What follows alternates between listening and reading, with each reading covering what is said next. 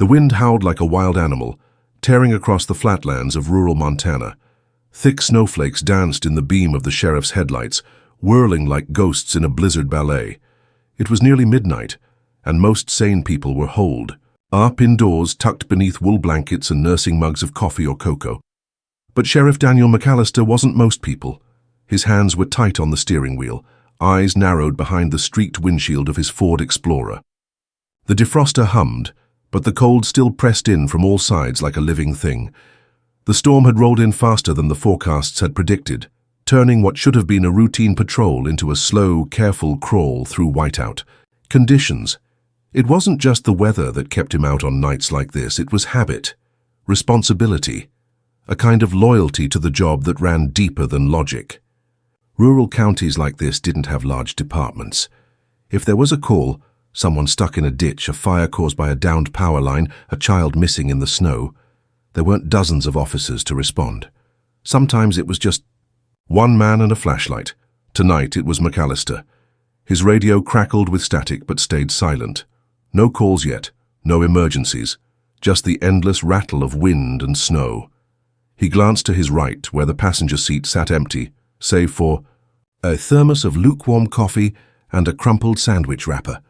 This was normally when his thoughts turned inward, toward his wife, gone 3 winters now, and the silence that had filled the house ever since.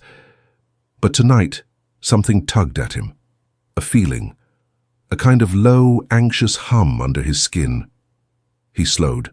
As he approached a bend in the road bordered by broken fencing and overgrown brush. This stretch was always tricky after a storm. The snow drifted high and deep, and more than one pickup had landed in the ditch over the years. Then he saw it, just a flicker of movement. He hit the brakes and leaned forward, squinting through the windshield. There it was again. Something small, huddled low near the snowbank. A shape barely visible beneath the swirling snow, darker than the rest of the landscape. He couldn't make it out clearly, but his gut said, "Stop. Check it out." He pulled over to the shoulder, the tires crunching through crusted snow, and flicked on the cruiser's red hazard lights. The blast of wind that met him as he opened the door was vicious, tugging at his coat and numbing his face. Instantly. He stepped out, boots crunching into the drifts, flashlight in hand. As he approached the figure, the beam of his light cut through the white haze and landed on a pair of eyes. A dog, thin, soaking wet, and trembling uncontrollably. Her head lifted weakly as he approached, but she didn't bark or growl, she didn't move at all, just stared. Then he saw what she was guarding, something tucked tightly against her chest, a puppy, no more than a few weeks old, barely breathing, McAllister's. Heart thudded in his chest. "Easy now," he murmured, kneeling slowly. "I'm not going to hurt you." He moved carefully, lowering his flashlight and reaching into his coat pocket for the emergency blanket he kept tucked there. The dog didn't resist, even as he leaned in. Her eyes flickered, and he could see now how sunken they were, how thin she was. Her ribs were showing and her paws were red with blood and ice. She had walked far, maybe for miles, just to collapse here on this road. He wrapped them both as best he could, his fingers numb, the wind slicing at his back. The puppy didn't stir. "I got you," he whispered, lifting the mother first, then the pup, still curled like a comma against her body. "You're not dying out here. Not tonight." As he staggered back to the cruiser, the wind roared louder, almost in protest. But for the first time that night, McAllister felt warm. Something real was in his arms. Something worth saving, and he wasn't letting go. The cruiser door slammed shut behind Sheriff McAllister with a muffled thud, swallowed by the wind and snow. He cranked the heat dial all the way up until the vents roared like a furnace, filling the cabin with warmth. The mother dog flinched at the sudden noise but didn't try to escape. She simply curled tighter around the pup, even as she trembled.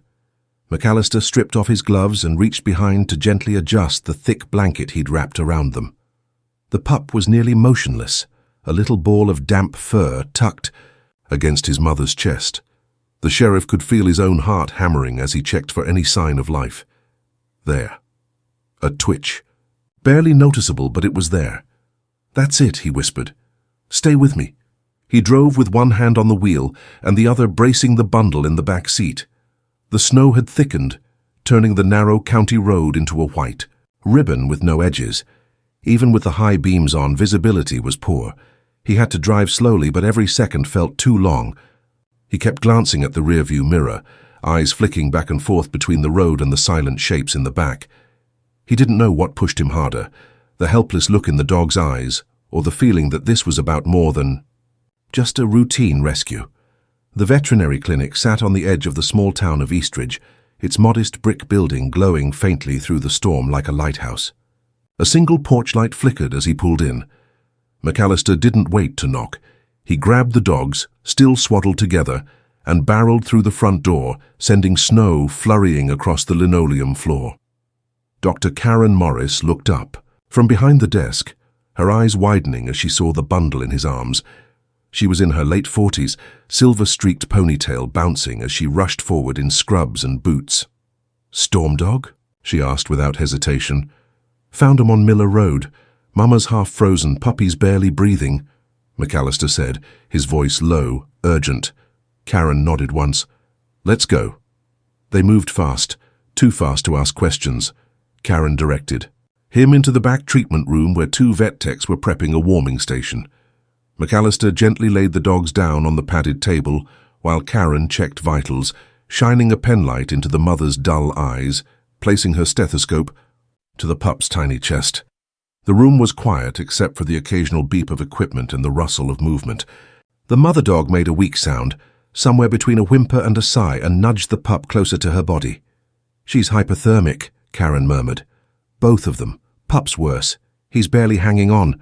They've been out there While McAllister felt a knot twist in his chest. "Can they make it?" Karen didn't answer right away. She motioned for the techs to bring in warm fluids and heating pads. "We'll do everything we can." He stood by the exam table for a long moment, unsure what to do with his hands. Then, without thinking, he reached down and stroked the mother's. "Yeah, so..." She flinched slightly at first, then relaxed into his touch. She didn't growl, one of the techs noted. "That's rare in a dog this scared." "She didn't have it in her," McAllister said softly. "She used everything she had left to keep that pup alive." Karen looked over at him, brows raised. "What do we call them?" McAllister looked at the thin dog, her body shaking, her eyes still focused on her pup. "Grace," he said, after a moment. "Call her Grace." Karen smiled faintly and nodded. "And the pup?" He glanced at the tiny form. Hope. For the first time that night, the clinic was still. Grace and Hope, warmed and safe, were finally resting, and McAllister, standing quietly in the corner with snow still melting off his shoulders, felt something stir deep inside, a flicker of warmth, and maybe even a little light. It had started as just another night, but this wasn't just another rescue, not by a long shot. The minutes crawled like hours inside the dimly lit clinic. Sheriff McAllister stood in the far corner of the treatment room, arms crossed tightly against his chest, still wearing his snow-damp uniform. He hadn't moved much, hadn't spoken, more than a few words since Grace and Hope were taken to the back. The rhythmic beep of the pup's heart monitor was the only thing tethering him to the moment. Each beat meant she was still fighting. Dr. Karen Morris worked with steady hands, her focus unwavering as she attached an IV drip to Grace and nestled the pup beneath heated towels. She dimmed the overhead lights to keep the room calm. Her assistants moved quickly but silently, clearly understanding the weight of the situation. Every so often, Grace let out a soft whimper. It was a sound that burrowed deep, low, maternal, painful. She was barely clinging on herself, but her gaze never left her pup. Even half-conscious, her instinct to protect had not wavered. "She's a fighter," McAllister said quietly, more to himself than anyone else. Karen glanced up. "You can say that again." Her body temperature was dangerously low, dehydrated, starved. And yet, she curled around her baby and kept her alive in a storm that would have frozen most dogs in hours. She didn't even bark when I picked her up, just looked at me like she knew I was the last shot.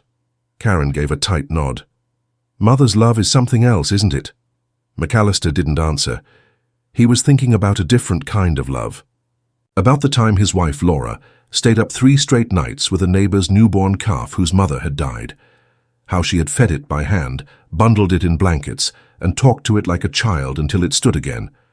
Laura had that same look in her eyes Grace had, that fierce, unshakable need to protect something small and helpless. He swallowed hard and stepped closer to the table. The heat from the warming lamps was tangible now, radiating off the setup where Hope lay nestled. She was stirring, barely, little legs twitching weakly under the towel. Karen smiled. "That's a good sign." McAllister leaned down just a bit. "Come on, little one," he whispered. "You made it this far." The puppy opened her eyes just a crack, dark brown, unfocused, and let out a tiny, broken yawn. It was almost comical in its fragility, like a winded breath from a candle flame. McAllister blinked hard. Karen saw it too. "She's going to make it, Dan. If she were going to give up, it would have been out there in the snow." He nodded once, unable to find words. The sheriff stayed at the clinic until nearly 3 a.m. Karen tried to send him home more than once, but he wouldn't budge. Instead, she brought him coffee, bad clinic coffee, the kind that tasted like melted cardboard. But he drank it anyway, sitting in a worn chair by the exam table with his hat in his lap, and Grace's slow, labored breathing in the background. Finally, when Grace had stopped shivering and the pup was sleeping more soundly, he stood. "If they make it through the night, call me," he said. "I will." He hesitated at the door. "And if they don't?" "They will," she said firmly. Outside, the storm was beginning to die. The wind had calmed, the snowflakes softer, floating gently through the streetlights. McAllister stood on the porch for a long minute before walking back to his cruiser. His boots crunched over fresh powder, but the weight on his chest felt slightly lighter. Back in the warmth of the clinic, Grace stirred in her sleep, her paw stretched out, resting gently over her pup's tiny back. Hope twitched once, then settled in closer, as if she already understood what safety felt like, and maybe, just maybe, so did McAllister. The next morning broke with a strange stillness. A thin sheet of white coated every rooftop, branch, and road, glittering like crushed glass beneath the sun's soft return. The blizzard had passed, but its echo still lingered in the biting cold and the silence that seemed to press against the town. Sheriff McAllister arrived at the clinic just past 7 a.m., coffee in one hand and a paper bag in the other. He hadn't really slept, just stared at the ceiling fan turning slowly in his living room, his thoughts wrapped around Grace and Hope. Karen greeted him at the door, eyes bleary but smiling. "They made it," she said, holding the door open. He didn't say anything, just exhaled a slow, deep breath and nodded. Inside, the atmosphere was different, warmer, brighter. Grace was lying on a fresh blanket in a large kennel at the back of the clinic, her body still thin, but her eyes alert. Now curious, cautious, alive, Hope lay curled against her belly, no longer limp or twitching, but breathing slow and steady. McAllister knelt down beside the kennel. Grace didn't growl, didn't shy away. She lifted her head and met his eyes again, and this time he saw something. New recognition. "You remember me, don't you?" he murmured, pressing his fingers gently against the metal gate. She didn't move, but her gaze softened. Karen crouched beside him, peering in. She hasn't taken her eyes off Hope all night, but she let us feed her a little, dry food soaked in warm water. "She was someone's dog once," McAllister said, his voice low. Karen nodded. "No collar, no microchip. But she trusts people. That doesn't happen with strays." Then someone threw her away. Neither of them said anything for a moment. Then Karen asked, "You thinking of taking them in?" McAllister blinked, caught off guard. "Me," she smiled. "You're already halfway there, Dan. Most people drop a dog off and move on. You stayed the whole night." He rubbed the back of his neck. "Didn't feel right leaving them." "It's not the first time you felt that, is it?" His silence was answer enough. Karen stood and patted his shoulder. "You don't have to decide right away. But Grace, she already chose." He looked back at the kennel.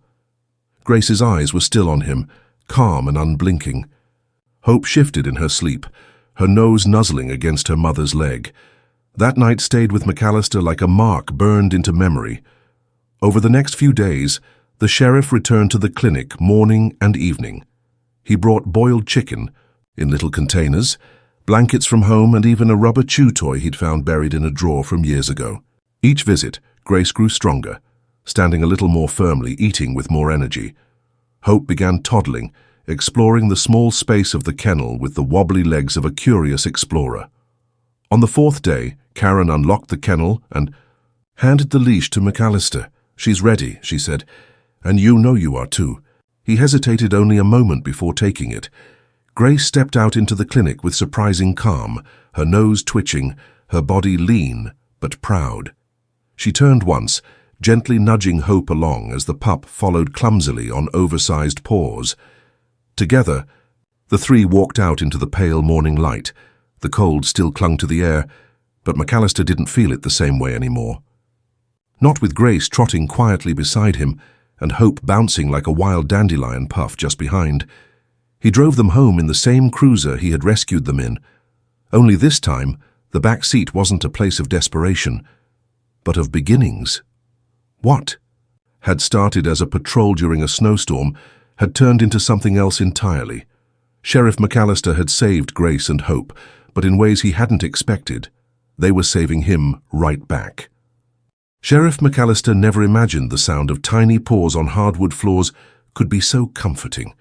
It started the day after he brought Grace and Hope home.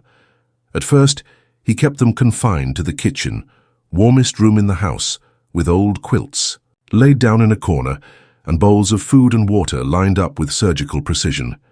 Grace spent most of her time lying down, watching everything with wary eyes, her body still weak, but her soul alert. Hope, on the other hand, had no interest in boundaries. By the third day, she'd figured out how to slip under the baby gate. McAllister caught her tumbling through the hallway like a woolly snowball, oversized paws skidding across the floor as she chased nothing in particular. "You're trouble already," he muttered, scooping her up. But he couldn't help the smile, tugging at the corner of his mouth. Grace was different, gentle, quiet. She never barked, never made a mess. She followed him silently from room to room, never more than a few feet behind, always watching. It was the eyes that got him, those big, soulful brown eyes that held years of untold stories.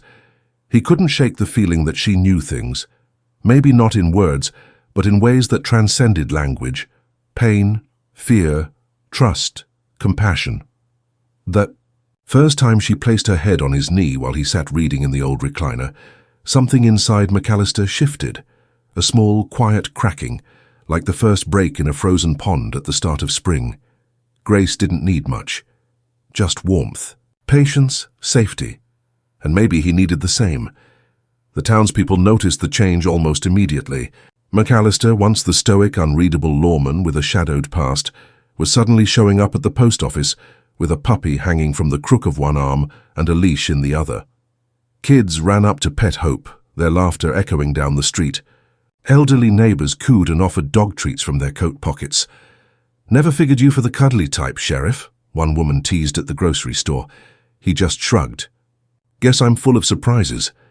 But at night, when the world went still and the silence crept in, he realized it wasn't just about companionship. It was about healing.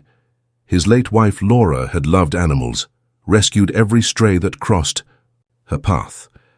Their house had once been filled with barking, purring, snorting chaos.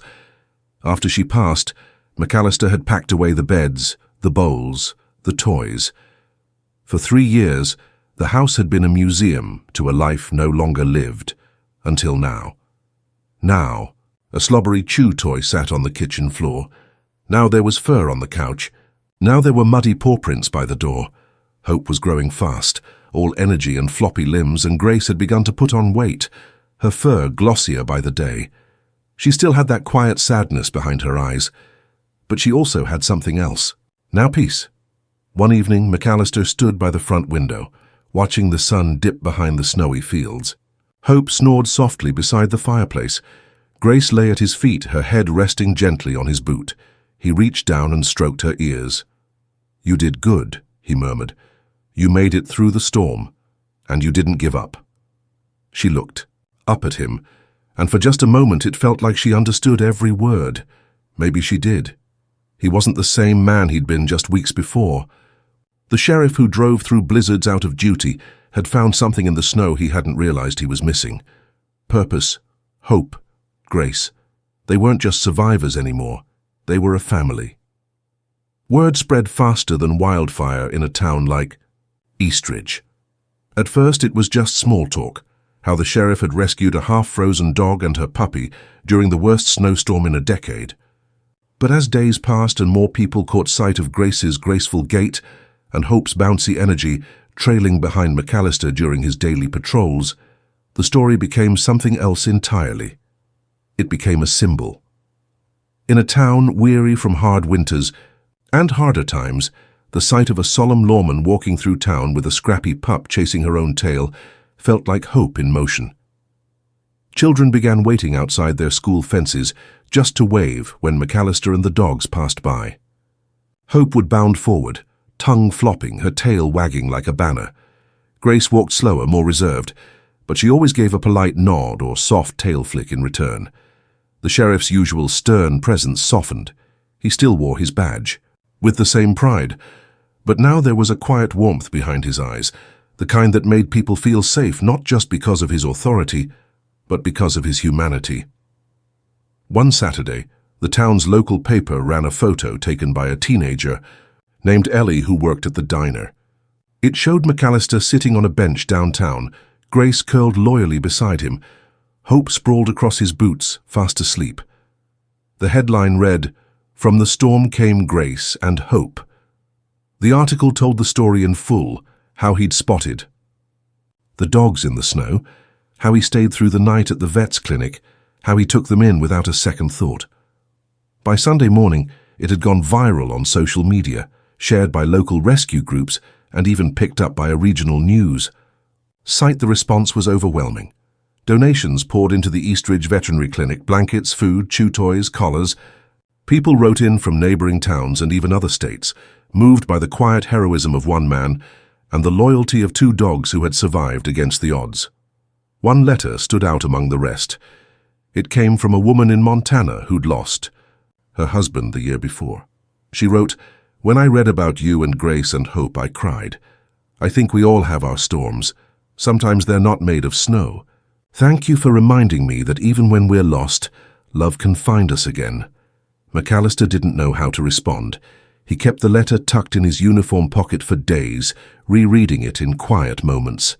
It wasn't long before the mayor called him into City Hall. "I've got an idea," she said, tapping her pen against her desk. "Hear me out. We want to do something that brings the community together, honors this story, and supports more animals like Grace and Hope." He raised an eyebrow. "A parade?" she laughed. "Not quite. An adoption event. Right here in Town Square. We partner with shelters from surrounding counties, bring in adoptable pets, set up booths, food trucks, music, the works." He paused. "You want me to be the face of this?" "You already are." He hesitated, then nodded slowly. "All right. But I've got one condition." "Name it." He looked out the window at the patrol car where Grace and Hope were waiting patiently. "Call it the Hope and Grace Adoption Fair, and every pet who leaves that event should do so with a second chance." The mayor smiled. "Done." And so it began. What started as a rescue on a snowy road had become a movement, one born not of noise or fanfare, but of quiet courage, enduring love, and two animals who refused to give up. In saving them, McAllister hadn't just changed their lives. He was changing the whole town. The air buzzed with anticipation. For a town like Eastridge, quiet, tucked between hills and pastures, a public gathering like this felt like a holiday. But this wasn't just any gathering. This was the first ever Hope and Grace Adoption Fair, Maine. Street had been closed since dawn. Tents and booths lined both sides, with local vendors selling coffee, cookies, and homemade dog treats.